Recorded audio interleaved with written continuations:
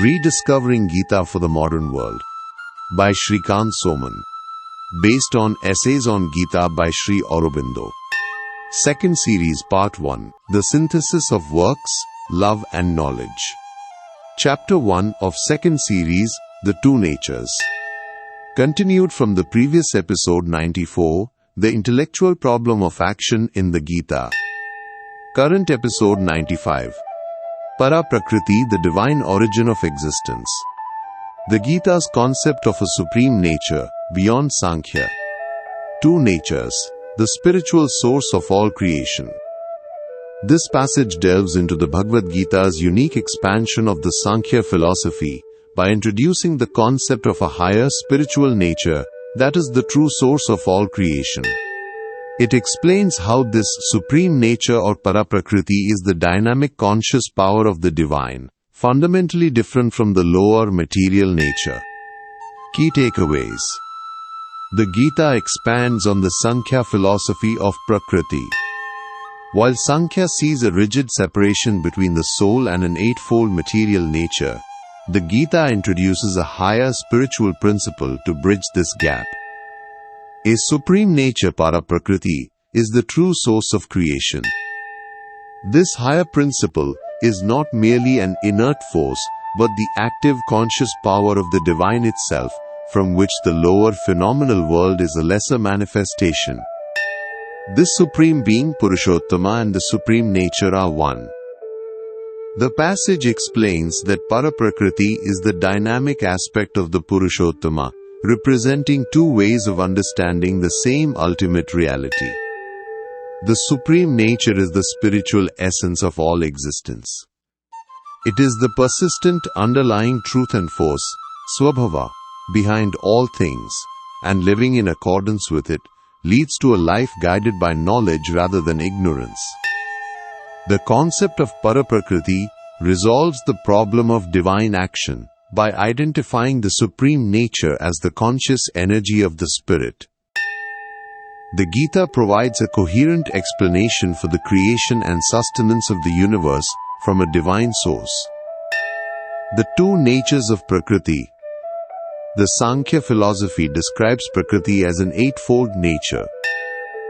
This includes the five elements: earth, water, fire, air, ether, the mind with its senses, the reason will, and the ego. Because the Sankhya view stops here, it creates a rigid division between the soul and nature. It sees them as two completely separate things. If the Gita stopped there, it would have the same problem. The self and cosmic nature would be in endless conflict. Cosmic existence would just be a result of the three gunas. But the Gita introduces something else. It speaks of a higher principle, a nature of spirit, called Prakriti, supreme nature. The supreme nature. This supreme nature is the real source of the cosmos. It is the fundamental creative force and energy. The lower ignorant nature is just a dark shadow of it. In this highest dynamis, Purusha, spirit, and Prakriti are one. Here, Prakriti is not separate. It is the will and power of the Purusha itself. It is the Purusha in its active form. This supreme Prakriti is not just an inactive presence. It is not just the all-pervading self. It is not the Avyakta of the Sankhyas.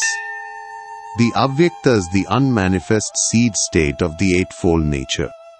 Nor is it enough to say it is the power inherent in the unmanifest spirit. It is all of these, but it is much more. The supreme nature is the integral conscious power of the supreme being or Sit Shakti. This power is behind the self and the cosmos. In the unchanging self, this power is held back from action, nivritti.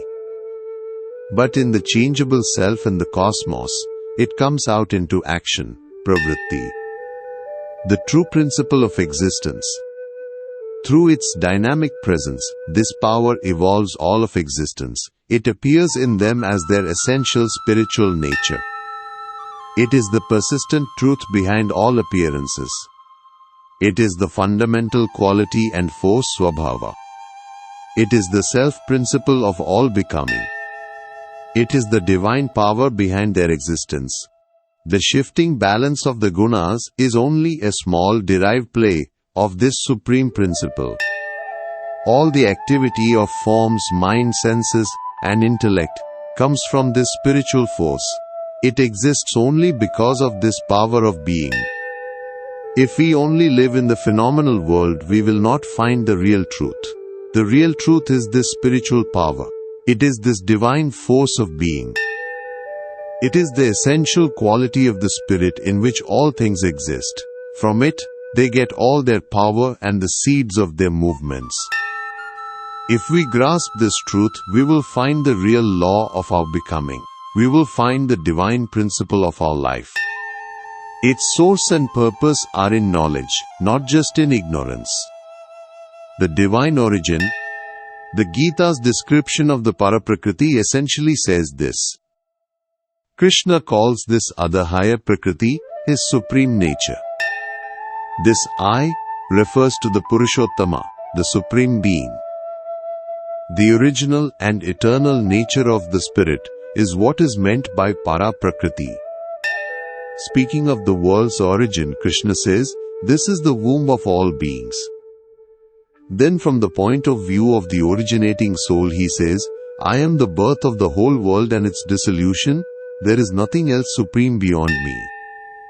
Here, the supreme soul Purushottama and the supreme nature Paraprakriti are identified. They are two ways of looking at the same reality. When Krishna says he is the birth and dissolution of the world, he means it is his Paraprakriti. This supreme nature is the infinite power of the spirit. It is his infinite consciousness in its divine energy. Birth is the evolution of this conscious energy out of the spirit. This is its activity in the universe. Dissolution is the withdrawal of this activity. The energy returns to the unchanging existence and self-gathered power of the spirit. This is the initial meaning of the supreme nature.